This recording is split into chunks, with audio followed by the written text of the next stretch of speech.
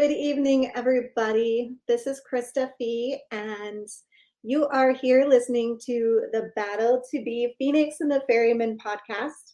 And tonight I have a guest with a story that's very close to my heart. As a survivor of childhood sexual abuse myself, I have been working on a project that a lot of you guys don't know about because I haven't really talked about it much yet.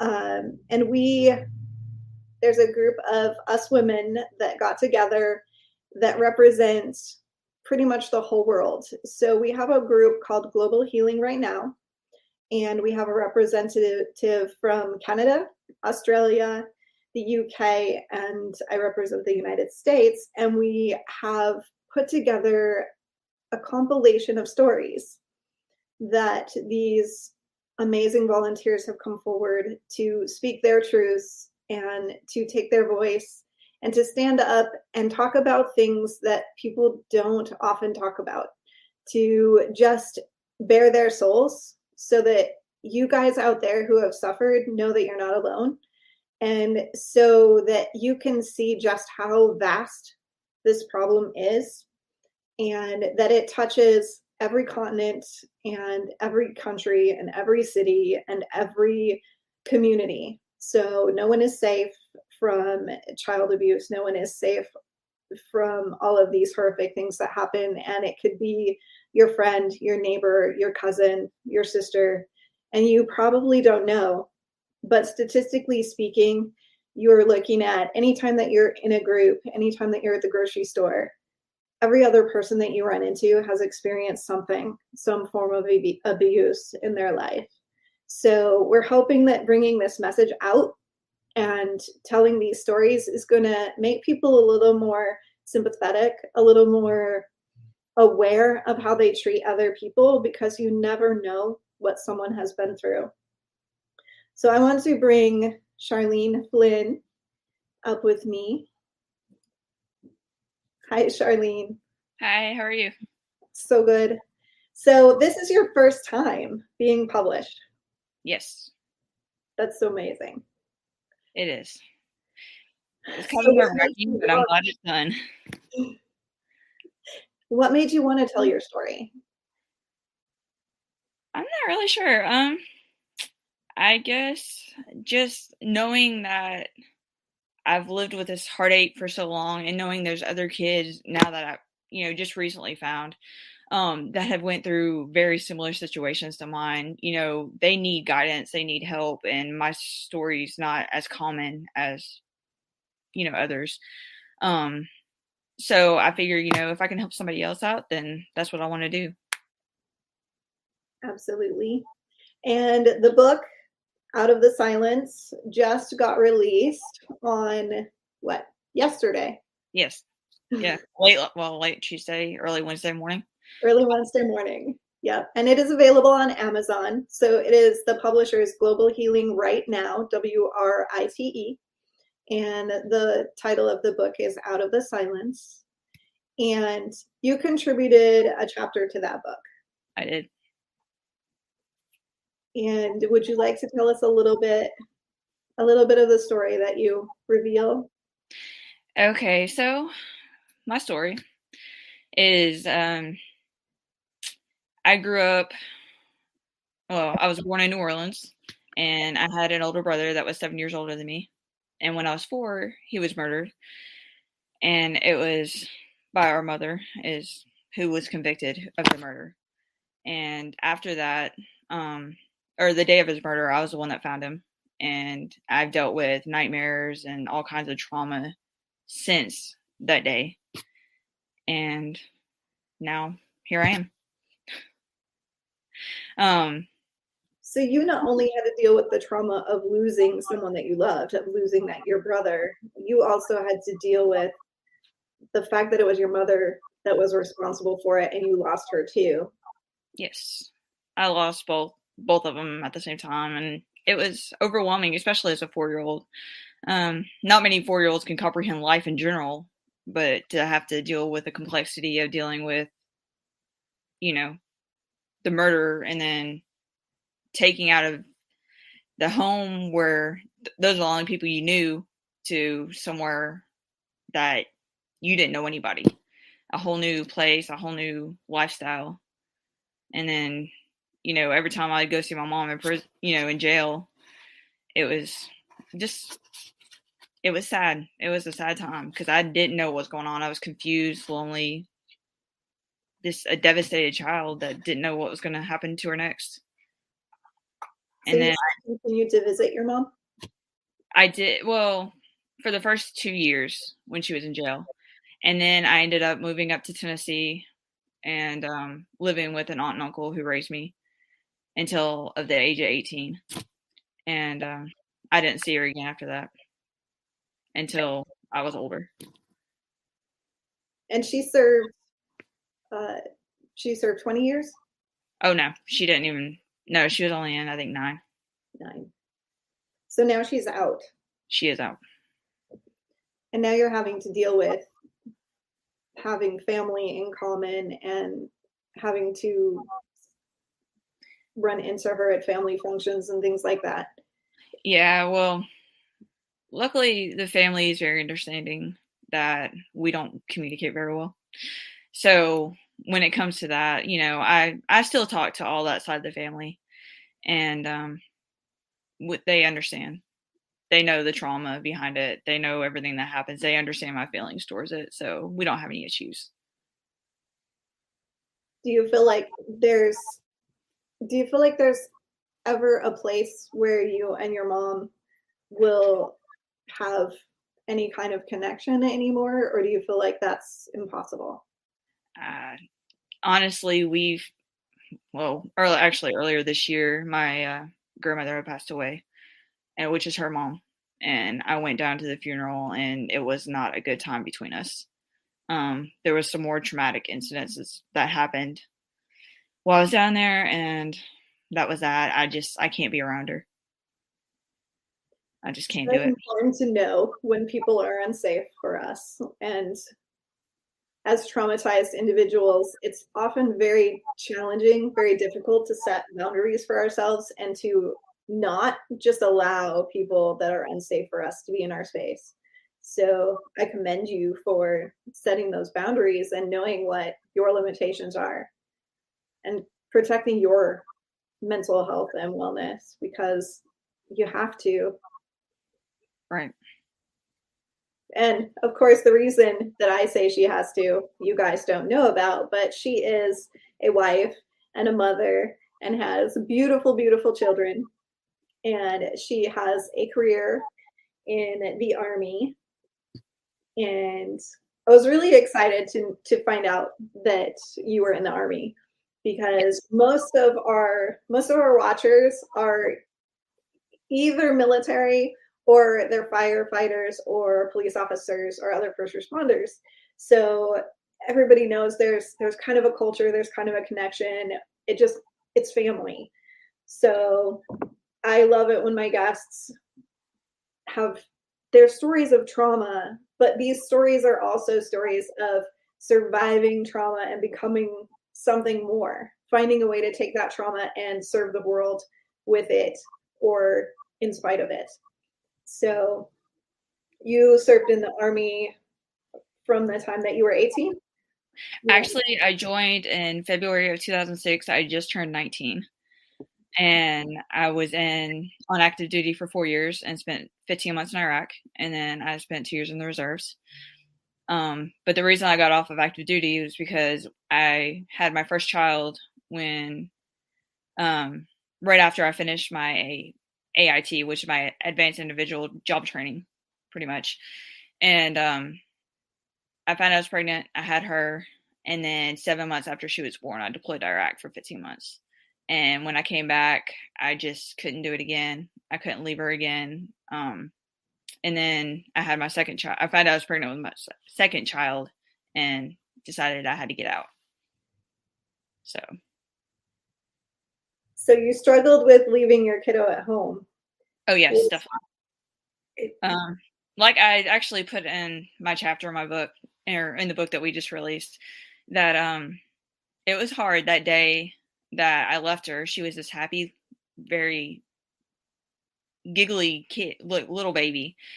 And And the moment I left, she just broke down in tears and she started crying and reaching for me. And it was, I don't even know how I walked out of that gym, but I had to walk out of the gym and I was bawling my eyes out. And I think I cried all the way to the airport. And luckily I had a good friend sitting beside me and he was like, this is the worst part of the deployment, the hardest part that you're going to have to face, which was true to an extent. But then I came home for my R&R and for her first birthday, and seeing her, it was hard to leave her again. And then I was gone for another 9 months before I came back home for good. So it was hard to leave her. And you have a relationship where you're very connected with your husband. No. You have a good relationship? No. No. We're apart now. So was there ever any fear for you leaving your child, having the experiences that you had? Did you ever have any fear that she wouldn't be there when you came back? Yes, actually, my ex and I had an issue while I was deployed, and he stopped talking to me. So there was a time where I didn't get to video chat with my daughter, which I didn't get to very often anyway. But there was about 5 months where I didn't really get to see her on video chat or anything like that. And so it really affected my relationship with my daughter at the time anyway. But then when I came back, he was pretty much trying to take control of the situation and say, you know what, you're active duty. Even if you get a family care plan, you're not going to be able to take care of her. So why don't you just leave her here in Tennessee with me? You do your thing, I do mine, I keep the kid, stuff like that. And I was like, no, this isn't going to work. And so after about 6 weeks, I got to go home, come back from Fort Hood to East Tennessee. And I took my kid and I took her back to Texas. And at that time, he didn't realize it, but I pretty much just took her back. And I was like, I'm the mom. I don't have anything against me. There's no reason why I can't have my kid. So I took her back home with me to Texas. And of course, there was a lot of fights about that. But then we ended up getting back together. And then we had our second kid. Long drama related story behind that. But we had our second kid. And then a few years later, we had some issues. I'd gotten out, came back to Tennessee. And, we've had marital issues since the deployment. The deployment just did us all in, There's a lot of people that I've known that have went through similar situations where the deployments just weren't good for the, marriages. And I was one of them. But, now absence makes the heart grow fonder has never been deployed. Exactly. And it was bad. It's just really bad.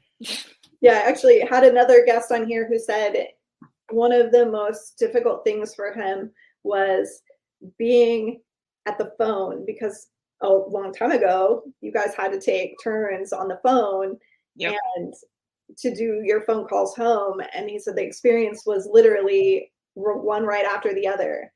The wife's cheating, they're getting divorced, there's like all this stuff happening as they're having these phone calls. So being in the room waiting your turn for the phone, all you're hearing is all this devastation of your fellow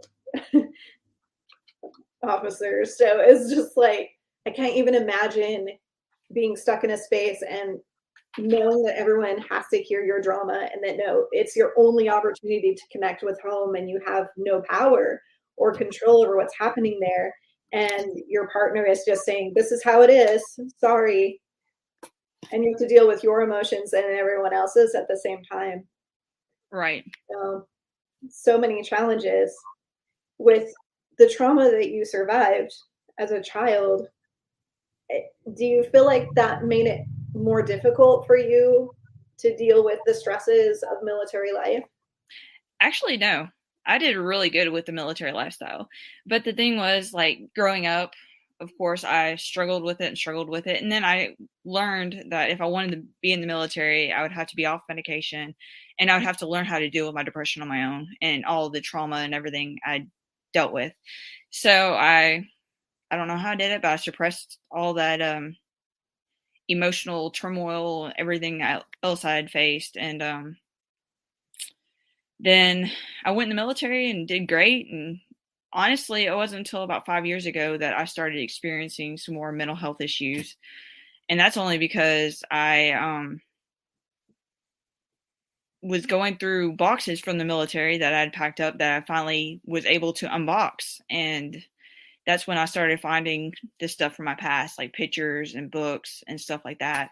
And then I came in contact with a foster family, the third foster family I was with after my brother was killed. And I found the book from them, contacted them, and was able to talk with that foster family. And then I also found pictures and stuff like that. So it just started becoming like a weird time for me. But the military was the easiest out of, I guess, like the 6 years I was in the military. It was like, even though I struggled mentally, it just, I guess I had more support in the family and everything. It was easier, if that makes sense. I've actually heard a lot of people say that the military is really useful for helping people hold back trauma because you know what to expect. Everything is structured and you don't have to make your own choices. You don't have to think too much of your own stuff. You just do what you're supposed to do. So your head is in the process. There's jobs and there's structure and there's other people to take care of, and you have stepped outside of the real world in a way. You've kind of disassociated from Exactly. all of the things that stimulate you, all of the things that trigger it, because you're in a whole different environment. You're in, there's nothing in Iraq that's going to remind you of home. So you have all new problems to deal with, but they're not those problems to deal with. So it absolutely makes sense. And I I've talked with a lot of people who join the military almost as a way to heal, as a way to escape from the troubled childhoods that they experience. And sometimes it works out really well, and sometimes it doesn't, because sometimes it sets us up for PTSD and more intense traumatic responses from whatever experiences may happen in the military. So that story goes both ways. Sometimes it's really helpful, and sometimes not so much. But I was really happy to. Well, I've had the privilege to read your story and to see that when you talk about the military, you talk about it in a positive light and as a good experience for you. Yes, it was. It was a good experience. And it's still those people, the military family, you're still in touch with a lot of them. And Oh yeah, the majority of my friends are still my military family. I see them. I see some of them occasionally. I travel places just to see them. We hang out and we talk on the phone occasionally and stuff like that. I keep in contact with them. So, what were the most effective things that you did or are still doing, even to work through your experiences military or before? in general? What are your trauma go-tos? What are the things that you've done to help yourself heal? Talk therapy has been. I have a psychologist I see at the VA that helps me through what little bit I went through while I was in the military. I didn't go through a lot compared to what some of my friends went through.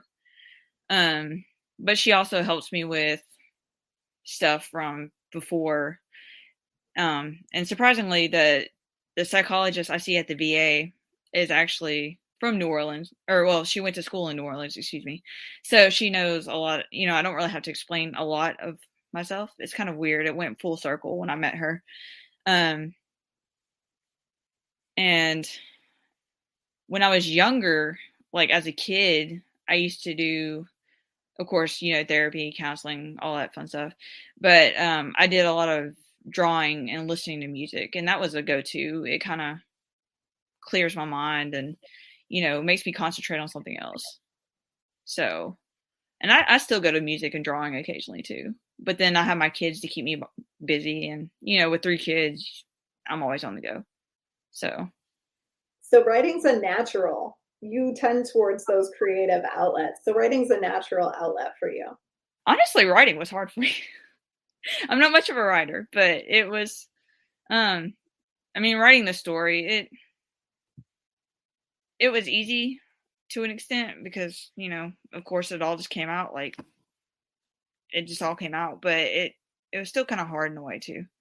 There was a lot of late nights where I would just sit up and just think because, after I would have to write it in like sections because I would write one section, it would be so like traumatic, I'd have to take a break because it was just like a mental, um, it's I would get like a mental block and it would just be, I would be so exhausted, mentally exhausted from writing what little bit I wrote. So I just do it in like little sections but we got it done. We did. I can't believe, I know Tracy Cox is one of our other partners, and she said that we've been at it for 6 months. It doesn't seem like it. Has it been that long? Like, I didn't think it'd been that long. Okay, surprisingly, okay, so the anniversary of my brother's death was in July, on July 13th. And she actually put a thing out on that survivors of childhood trauma or whatever, the abuse, the Facebook page that we're both part of. She put a thing on that like a week before and said that she wanted to start this organization, that she wanted to start this book, and she wanted to be able to help other people through this writing. And I was like, hey, that sounds like a good idea, but I didn't think it would actually come into play. I didn't think I would actually end up doing it. And then just since, that first week of July, we've gotten the group together, formed the organization, wrote the book, and now look where we are. Right. And now next year's objective is quarterly. Yeah. Yeah, she's wanting to do the next one by March. Yep. So, you guys out there listening, if you have your own childhood experiences that you feel it would benefit you to write, Global Healing Right Now is a Facebook group.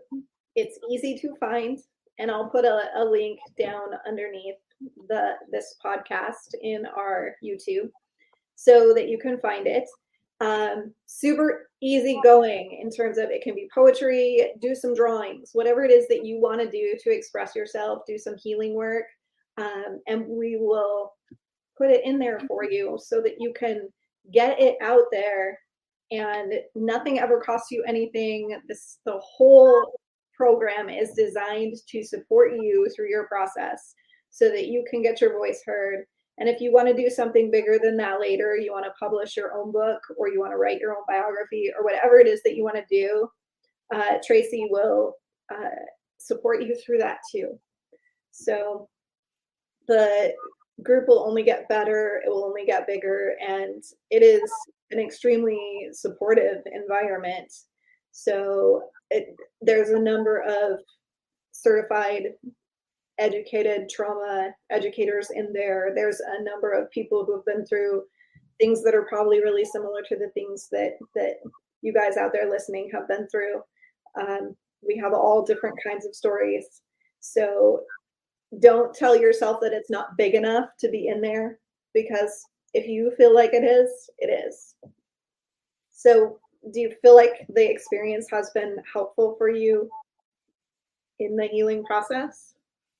A little bit. Yeah, I even, like, just to reiterate what you just said about the whole it not being big enough, even like I said, like, compared to some people, I think my trauma is kind of small. But Tracy even said today, because I was talking to her, and she goes, yeah, everybody wants to minimize their trauma to make it look like it's not that big, when, people will read it and they'll be like, wow, like this big wow factor from it.